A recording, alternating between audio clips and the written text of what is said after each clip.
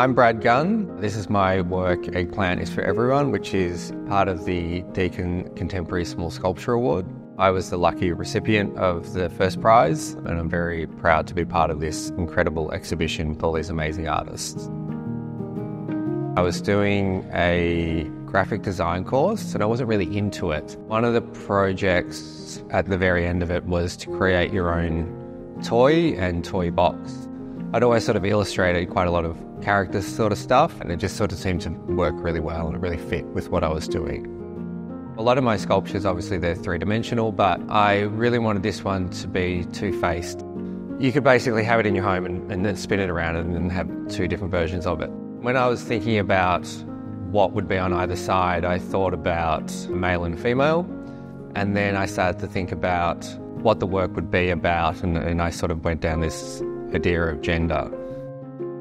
In terms of the actual process, I just really wanted to make something that was top-heavy, just to lighten the sculpture quite a lot. So that's why it's sort of on these four legs, which sort of lift it up and keep it a bit light.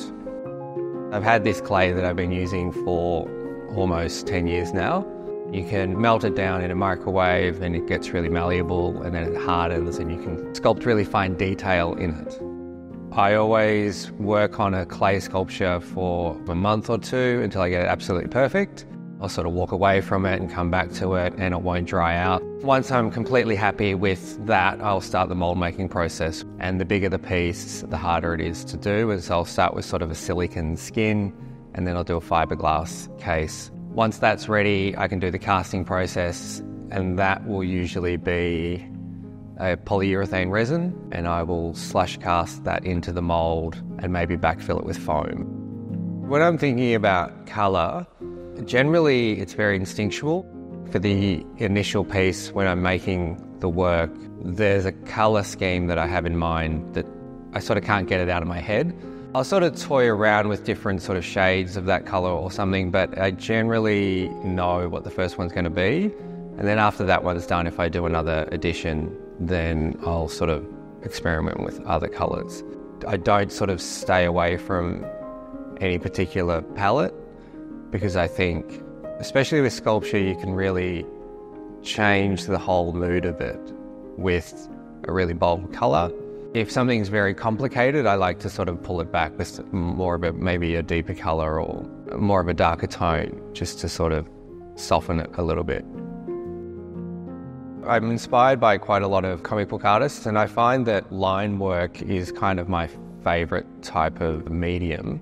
And so I'd always sort of had this affinity with character and creature design. You can create pieces that have a real mood, give them a feeling that is given to the audience by things like posture and movement and detail, without giving too many sort of specific character traits. You're not given all the answers, and I like that part of it. When the winner was announced, I was obviously very surprised. I came here with a whole bunch of sculptures in my car because I had to set up the Affordable Art Fair that evening, and I wasn't even sure that I could attend the opening. I certainly didn't think that I would be the winner, but I thought it's polite to definitely go along and hear the announcement and congratulate the winner and all the other artists. When Ian, the Vice-Chancellor, started to read the description of the winning work, I froze and thought, oh, okay, well, this has taken a turn. Obviously was ecstatic and disappointed that I didn't invite anyone, but that's how it goes. I was always going to be creating, and so I had to find an avenue that would allow me to do that professionally. It has to sort of be the thing that chooses you. It's a bit of a cliche, but make sure that you sort of know what your voice is with it, and that you investigate and experiment. You should definitely learn how to meet with people and with galleries and other artists. Even if you get knocked back quite a lot, which all of us do, I think you have to continually just make work, regardless of whether you're inspired or not, because your work will consistently evolve. And I think if you keep putting it out there in all avenues, either in galleries or online, it will get picked up eventually. If you just stick with it, you will naturally just become good at it, regardless of whatever your medium is.